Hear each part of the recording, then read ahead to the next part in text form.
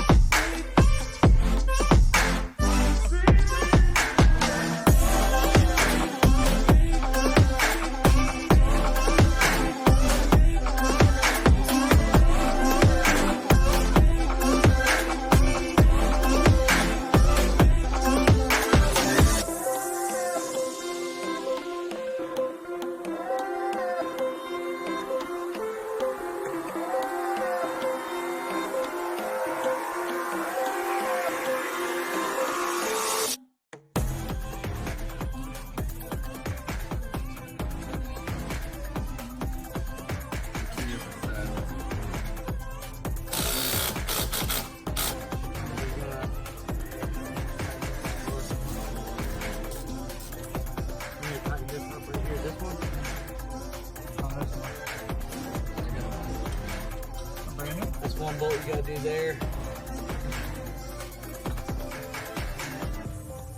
Wow, you're gonna have to pry this motherfucker.